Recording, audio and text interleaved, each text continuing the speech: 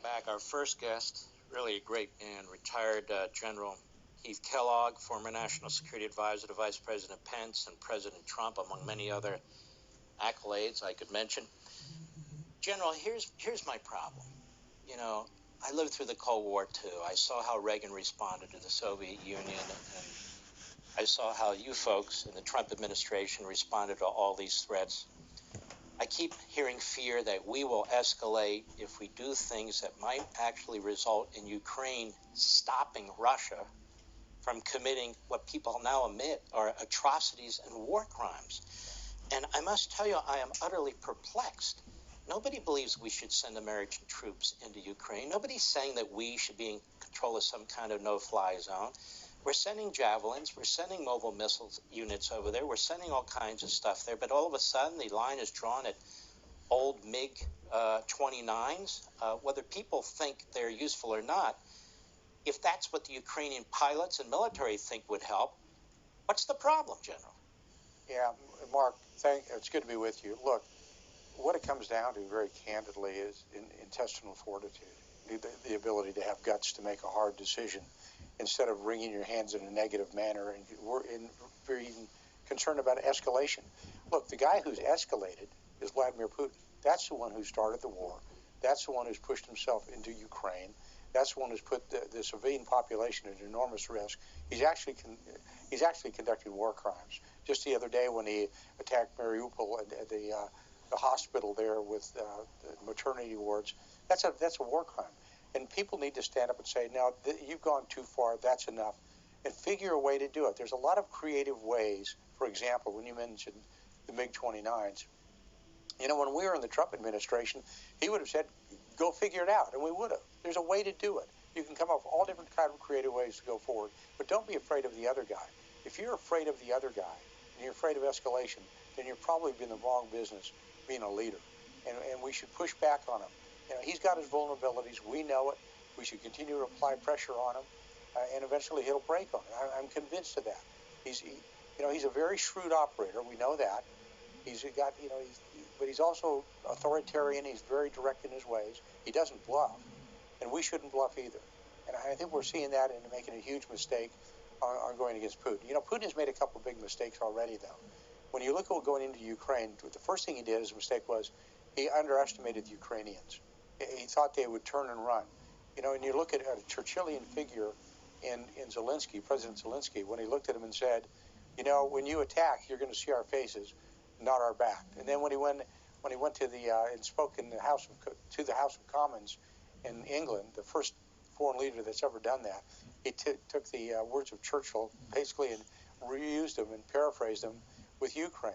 And he's willing to stand up, and so should we. If a man like that's willing to stand up under threat and not leave Kyiv, then we should stand with him in any way we possibly can. The other thing that Putin did, which was a huge mistake, is he thought his military was vaunted. It's not.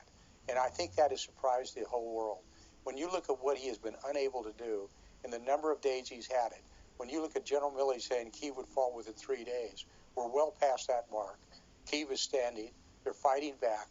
And he forgot how to fight. And we should take note of that and say, this is a guy that has a weak military, and it is. This is a guy who feels threatened, and we should continue to put pressure on him. And that means military pressure. That means economic pressure like we're doing with sanctions. That means diplomatic pressure as well. You know, Mark, here's the one thing that concerns me right now, because there's always a diplomatic off-ramp to any conflict. You'll notice that everybody is talking to President Macron of France or Olaf Scholz of Germany, or they're talking to others around the world. They're not talking to the United States. Why are they not talking to the United States? We're sitting on the back, and they're looking on the back bench sitting, watching what's happening, because they don't have any trust or belief that this president, President Biden, can pull it off. I guarantee you they'd be talking to President Trump. I guarantee you President Trump would have been front and center.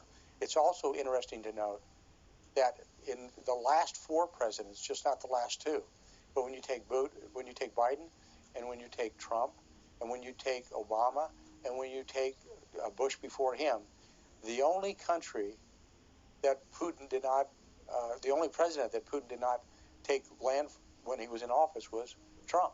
When you look at Bush, he went into Chechnya. when he had Obama and Biden as his vice president. Then went to Ukraine. Now with Biden, he's gone into Crimea, and then he's gone into Ukraine now under Biden. Never happened under Trump, because very candidly, listening to the phone calls that I did, and there was 18 of them when I was with Trump, he respected strength.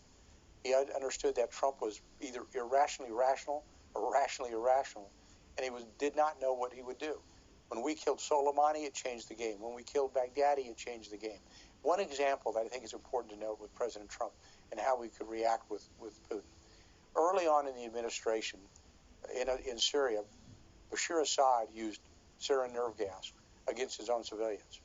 This was something that President Obama said was a red line not to be crossed. Assad crossed it. We didn't do anything.